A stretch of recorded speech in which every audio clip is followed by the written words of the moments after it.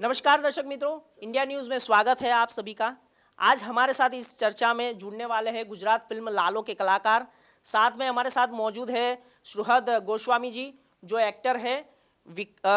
अंकित सखिया, जो एक डायरेक्टर है, इस फिल्म को बनाया हुआ है। और रीवा जी, जो हमारे साथ में एक्टर है। और करण जोशी जी, जो भी एक एक्टर हैं। तो दोस्तों, हमारे साथ इस फिल्म में बात करने के लिए बहुत सारी बातें हैं। बारी बारी से सबके साथ हम बातचीत करेंगे। सबसे पहला सवाल, इस फिल्म बनाने का विचार आपको कैसे आया, कब आया और क्यों आया? नहीं, मैं बताता हूँ। अंकित जी। पहले तो थैंक यू इस इंटरव्यू के लिए। और लालो श्री कृष्ण सदा साहित्य पहले गुजराती में थी, अब हिंदी में आ चुकी है। और अब पूरे भारत में 9 जनवरी से हिंदी में रिलीज़ हो चुकी है। और दूसरी बात ये कि ये फिल्म का थॉट ऐसा था कि एक फ़िल्म बनाना है हमको।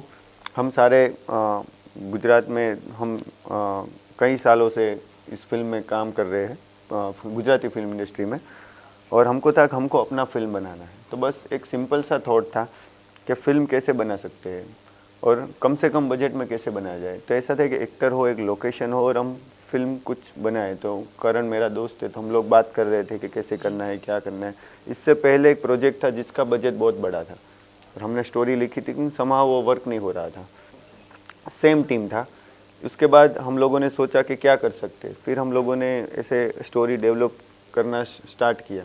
तब फर्स्ट टाइम जब हम बात कर रहे थे तो ऐसा था कि एक बंदा है जो कोई घर में फंस गया है और हम वो कैसे निकलता है उसकी स्ट्रगल के बारे में हम कुछ फिल्म बनाना चाहते हैं। फिर हम जब सोच रहे थे तो हमको ऐसा लगा कि अगर वो बंदा अंदर है तो उसको भगवत गीता मिले। अगर भगवत गीता मिले और उसको कुछ वो पढ़ रहा है और उसके लाइफ में कुछ उसको रिकॉल हो ऐसा, तो सोचा कि भगवत गीता मिले, इसके अलावा भगवान ही अगर आ जाए उससे मिलने तो कैसा रहेगा। तो इस थॉट के साथ इस फिल्म की शुरुआत हुई। और आज सबसे मतलब बोल रहे हैं ना कि गुजरात की सबसे बड़ी फिल्म बन गई। और आज कृष्ण की कृपा से आज हम लोग हिंदी में रिलीज़ हुई है 9 तारीख को। और लोगों का बहुत प्यार मिल रहा है। बिल्कुल। માંગો 20 આપે 30, જય દ્વારકાધીશ। ભગવાન લાગે છે તમારા ઉપર મહેરબાન થઈ ગયું એવું લાગે છે। કંઈક ક્યાંક ને ક્યાંક ये बात साची पड़े। दोस्तों, ये जो मतलब मैं डायलॉग बता रहा हूँ, ये इस फिल्म का डायलॉग है। लेकिन कहीं ना कहीं ये बात सच हो रही है। 120 करोड़ के पार पहुंच गई है ये फिल्म लालो। और साथ में ये फिल्म देखने का मज़ा भी कुछ अलग आता है।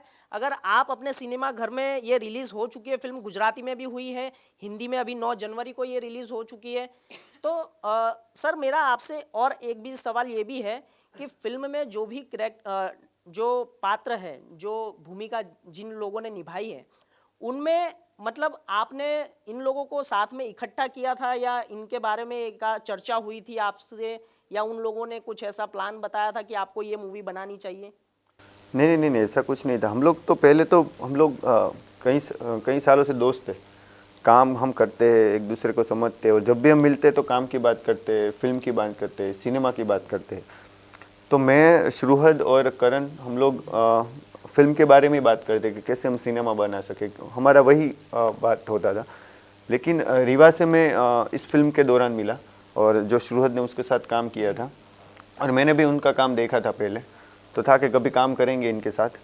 तो फिर उसने एक सीन था जो हमने भेजा था, तो रीवा ने ऑडिशन दिया था, बहुत अच्छा ऑडिशन हुआ था। तो सोचा कि यार ये अगर आ जाए तो बहुत इस कैरेक्टर को सूट करेंगे वो। तो फिर हमने बात की और हम लोग आए। और ये प्रोसेस बहुत ऑर्गेनिक रहा सर। ऐसा नहीं होता कि मतलब मिलने जाए कैसे लगा, नहीं। हम सब वी आर टीम। हम लोगों ने एक टीम की तरह काम किया और हम सबको यही था कि एक फिल्म बनाना है। सब लोग उस जुनून के साथ जुड़े थे। तो प्रोसेस बहुत सिंपल और ऑर्गेनिक रहा सर। तो मेरा अगला सवाल सुहृद गोस्वामी जी से रहेगा। कैसा लग रहा है आपको, इतनी बड़ी कमाई हो गई है फिल्म की, और इतनी बड़ी कमाई के चलते हुए इस मतलब आंकड़े को पार करना आपके लिए कितना मतलब वो लग रहा है? सर, अच्छा लग रहा है कि एक गुजराती फिल्म को ये स्तर मिला है सबसे पहले तो, क्योंकि ये पहली गुजराती फिल्म है जो 100 करोड़ क्रॉस की है और हिंदी में भी रिलीज़ हुई है। और इंडिया के बाहर भी बहुत लोगों ने ये फिल्म को सराहा है। तो अच्छा लगता है सर कि लोग फिल्म देख के बातें करते हैं, वो खुश होते हैं, वो रोते हैं, वो कुछ फील करते हैं। तो अच्छा लग रहा है और हमारी अभी यही कोशिश रहेगी कि ये जो गुजरात में हर घर तक ये फिल्म पहुंची है, तो हम पूरे भारत में ये फिल्म हर घर तक पहुंचाएं।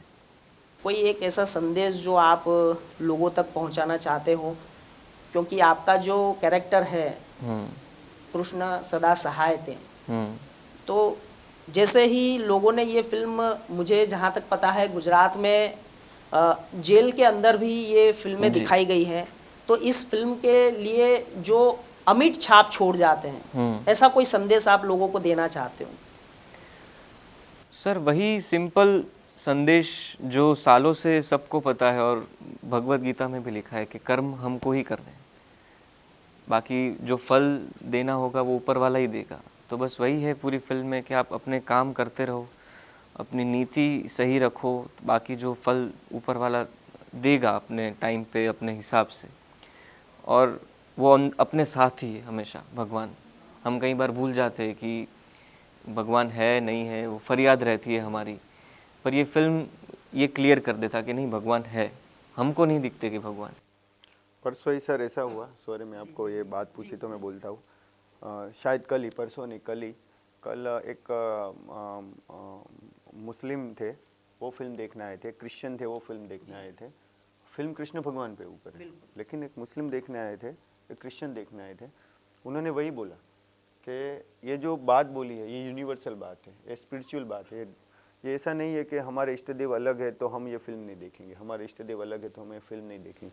वो देखने आए और उसने इतना अच्छा वो बोला कि हमको तो यही बताते हैं कि कर्म करो, अपना काम करो, और भगवान है, वो एक डिवाइन शक्ति है जो हमको गाइड करती है कि क्या करना है। जब हम कहीं पे थक जाते हैं या जीवन में कुछ हार मान लेते हैं तो कोई एक डिवाइन शक्ति होती है जो हमको हेल्प करती है। जैसे हमारे साथ ही हुआ, हम लोग जब फिल्म बनाने निकले तो हम इतना कुछ सरेंडर नहीं थे डिवाइन शक्ति को, लेकिन कहीं ना कहीं हमको पुश मिला, क्योंकि हमारे पास पैसे भी नहीं थे फिल्म बनाने के, तो हमको हमने सरेंडर किया डिवाइन शक्ति को, तो हमको ऐसे पुश किया और आज हम आपके साथ इंटरव्यू कर रहे हैं दिल्ली में और फिल्म इतनी बड़ी हिट हुई है। तो वही जो बोला कि कुछ तो है डिवाइन शक्ति जिसको हम सरेंडर करें तो हम आसानी से कुछ ना कुछ अपनी लाइफ में कर सकते हैं सर। ऐसा कुछ आपको मतलब महसूस हुआ उस समय कि आपको सबसे पहले सर ने बताया होगा कि आपको कृष्ण भगवान का रोल करना है, तब कैसा लगा आपको? नहीं सर, बहुत रिस्पॉन्सिबल कैरेक्टर है, क्योंकि ये यूनिवर्सल गॉड, सबके चहीते भगवान है, भगवान श्री कृष्ण। और शुरुआत में डर लग रहा था कि मेरे से कुछ गलती ना हो जाए, पर धीरे धीरे सब शूट हो गया, सब बढ़िया हो गया। और शूट पे भी आपको वो जो बोल रहे हैं ना, हम दिन के 21 घंटे शूट करते थे, तो वो जो कांस्टेंट एनर्जी हम सबको मिलती थी वो शायद उन्हीं से मिलती थी कि हम 21 घंटे कांस्टेंट शूट कर पाए। और फिल्म एक बार शूट हो गई, उसके बाद जब देखा ना सर, तब पता चला कि ये मैंने नहीं किया है, ये शायद कोई पावर काम कर गई है, कोई डिवाइन एनर्जी काम कर गई है। बाकी ये भगवान का कैरेक्टर करना किसी ह्यूमन के लिए पॉसिबल नहीं है ना। हम सिर्फ सोच सकते हैं, हम प्रयत्न कर सकते हैं, पर वो इतने लोगों तक पहुंचना और इतने लोगों के साथ कनेक्ट करना, वो तो डिवाइन पावर ही है सर। तो वो तो कांस्टेंट थी सर, वो एनर्जी। बिल्कुल। करण जोशी जी, आपके पास आना चाहूँगा। अगला सवाल मेरा आपसे होगा। आपका तो बेहद खास रोल रहा है लालो फिल्म में। क्या ऐसा आपको लगा कि इस मूवी के लिए हमें काम करना चाहिए? जब सर ने आपको अप्रोच किया होगा, आपको स्क्रिप्टिंग या कुछ ऐसा दिया होगा कि इस विषय के लिए हमें काम करना है, अनुभव आपका? सर ये फिल्म जो है वो वैसा प्रोजेक्ट वाइज नहीं है, एक टीम वर्क है। स्क्रिप्ट फर्स्ट पेज से लास्ट तक हम लोग साथ में थे। जब विचार आया अंकित के मन में, तब से हम जुड़े ही थे। तो ना उसके पास ऑप्शन था एक्टर्स का, मेरे और श्रुवत का, ना हमारे पास कोई ऑप्शन था, क्योंकि ऐसा पैशन हमने आज तक किसी डायरेक्टर में नहीं देखा, जितने लोगों को मैं जानता हूँ। ना उसने कुछ देखा होगा हम लोगों में, क्योंकि हम ना सिनेमा के लिए, अपने क्राफ्ट के लिए बहुत पैशनेटली काम करते, ईमानदारी से काम करते, तो ही शायद 21 घंटे काम हो सकता है, तो ही वो ईमानदारी देखकर डिवाइन ताकत आपको मदद कर सकती है। मतलब मेहनत ना फल मीठा, हमारे गुजराती में कहावत है, आपको तो पता होगा। तो ये हम फल खा रहे हैं सर। और ये अप्रोच और वो सब तो बहुत छोटी चीज़ है, हम साथ में इकट्ठा हुए वही बड़ी बात है, क्योंकि हम 3-4 साल से एक दूसरे को जानते हैं। तो शायद इस काम के लिए हम लोग की पहचान हुई, हम लोग दोस्त, क्योंकि तो ही सर इतना एक दूसरे पे ब्लाइंड फेथ तो ही रहता है कि तू जो करेगा वो, तू क्या सीन बोल रहा है अंकित, बोल तो करण तू ये कर। मैं और श्रुहत पहले से दोस्त है 5 साल से। तो ये सर हम अभी जब सोचते हैं, जब ऐसे कोई पूछता है, जब सोचता है, तो ये तो हम हमारे मुंह से यही निकलता है कि ये हमने कोई किया नहीं है, ये हुआ है। शायद हम इस फिल्म के लिए ही मतलब एक दूसरे को जानने लगे थे, ये कुछ होने वाला था। अच्छा, और आगे मूवी नहीं करनी है इसके बाद? करेंगे ना सर, पर फर्स्ट ही इतना मतलब किसने सोचा होगा, मतलब his first film, my first film, my debut film, मतलब created history in Gujarati cinema, actually in India. तो सर ये पहली फिल्म कितनों की होती है, और पहली फिल्म में टाइटल कैरेक्टर मिलना, बड़े बड़े एक्टरों के साथ ऐसा नहीं होता है। तो सर आई एम लकी, मतलब मैं तो उसका ही बंदा हूँ, मतलब आई एम ब्लेस्ड, मैं यही कहूँगा। पता नहीं ये सब मैं फिर से वही दोहराऊँगा कि ये फिल्म के कारण शायद हम लोग, क्योंकि अंकित ने भी अभी कहा आपको कि हम कोई और फिल्म के ऊपर काम करने वाले थे, पर समहाउ वो नहीं हुआ। पर अब वो बिग बजट के कारण अब ऐसी 5 फिल्मों का बजट अंकित के, मतलब इस टीम के ऊपर इतना ट्रस्ट आ गया लोगों का कि ऐसी 5 फिल्म का बजट पास हो जाए। बिल्कुल, ये मतलब सोचने वाली बात भी है। बिल्कुल इतना कम बजट और इतनी बड़ी फिल्म, जी बहुत ही बढ़िया।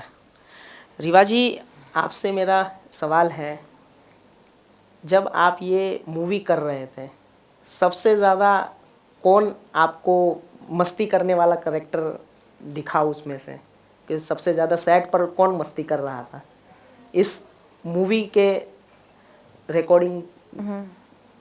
सर, ये फिल्म की एक विषय वस्तु भी ऐसा है कि मस्ती करना शायद इतना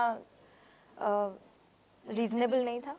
और दूसरी चीज़ ये है कि हम लोग इतने टाइट बजट और टाइट टाइम लिमिट में शूट कर रहे थे कि फिल्म के सिवा आसपास कुछ बात करने का ऐसा कोई मतलब time नटखट नहीं कलाकार नहीं था, क्योंकि कृष्ण भगवान तो खुद नटखट थे। मैं ही था वो नटखट कलाकार, मैं ही मस्तियाँ वही करता उसी था। कलाकार की बात कर रहा हूँ। शायद आपने उसको समझने में देरी कर दी, क्योंकि कृष्ण भगवान तो खुद ही नटखट थे। हाँ हाँ, नहीं वो है ना, श्रुहद ही था। चलिए, बहुत बढ़िया। लेकिन कम बजट में फिल्म बनी आपकी, और इतना ज़्यादा हाइक मिल गया फिल्म को, लोग देखने वाले भी हैं। क्योंकि अभी 2 दिन पहले मैं कश्मीर में था, तो शायद इसी गुजराती फिल्म लालो का मतलब मेरे साथ वार्तालाप हुई थी। तो मैंने उनको बोला था कि लालो मूवी मैंने देखी तो नहीं है, लेकिन आपके कहने पर और कश्मीर में आप मुझे इस फिल्म के बारे में कह रहे हो, तो शायद कुछ होगा उस मूवी में। तो कृष्ण सदा सहाय थे, वो तो हर बार रहते ही हैं। और आप लोगों ने जिस तरीके से ये मूवी बनाई है, आप लोगों ने काम किया है, और वर्ल्ड वाइड इतनी अच्छी कमाई हुई है, तो शायद कुछ ना कुछ इस फिल्म में है, तो देखना तो ज़रूर बनता है। तो आप लोग इस फिल्म के बारे में और क्या सोचते हैं, कहाँ तक इस फिल्म को ले जाना चाहते हैं? आपकी कोई ऐसी बात? सर, जब हमने फिल्म बनाई थी तब भी आई थिंक पूरी टीम का यही रहा है कि इस फिल्म को ज़्यादा से ज़्यादा लोगों तक पहुंचानी है, क्योंकि इस फिल्म का सार ऐसा है कि हमें चाहिए कि ज़्यादा से ज़्यादा लोग देखें। जब स्क्रीन्स नहीं भी थे तब भी हमने मतलब अंकित भाई के गांव में जाके स्क्रीनिंग की थी कि वहाँ के लोग देखें। और जब बहुत सारे स्क्रीन हो गए तब भी हम थिएटर विजिट्स में जाते थे, ऑडियंसेस को बताते थे कि आप प्लीज़, अगर आपको पसंद आई है तो आप दूसरों को भी भेजिए। और द रीज़न वाई इसको हिंदी में भी मतलब डबिंग किया है इसका, वो भी इसीलिए किया है कि गुजरात ने तो देखा ही है, बट अब हम चाहते हैं कि पैन इंडिया भी ये कहानी, ये फिल्म लोगों तक पहुँचे। और ठीक है, कलेक्शंस ज़रूरी होते ही हैं, बट कलेक्शंस को साइड में रखते हुए भी शायद हमारा उद्देश्य पहले दिन से यही था कि पैसे कमाने से ज़्यादा इस कहानी का पहुंचना बहुत ज़रूरी है। और श्रुहद तो कई बार बोलते भी हैं कई प्रमोशंस में कि अच्छी या बुरी फिल्म से अच्छा ये एक ज़रूरी फिल्म है, और इसीलिए हमें ये पहुंचानी है। बिल्कुल, बहुत बहुत। तो दर्शक मित्रों, आज हमारे साथ इंडिया न्यूज़ में जुड़े थे गुजराती फिल्म कलाकार लालो के एक्टर डायरेक्टर। तो मैं आपसे एक विशेष आग्रह करूंगा कि जो समाज में ऐसी फिल्में बहुत कम बनती हैं और समाज में किसी को दिशा देने के लिए जो फिल्में बनती है वो आप लोगों को ज़रूर देखनी चाहिए। अभी तक के लिए इतना ही, धन्यवाद। Thank you.